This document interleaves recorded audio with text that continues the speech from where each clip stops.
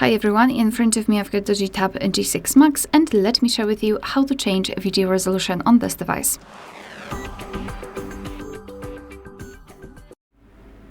So let's begin with opening the camera app. Currently we are in the standard photo mode, so let's switch to the video one. Just tap on the video, and if you can see the red color inside the shutter button, it means that for sure you're on the video mode.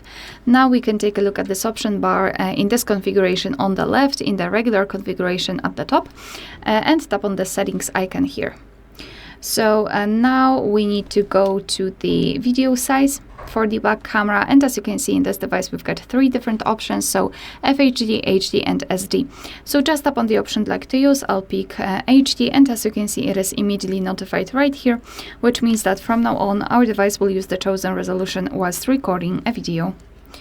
Alright, so that will be all. Thank you so much for watching. Please hit the subscribe button and leave the thumbs up.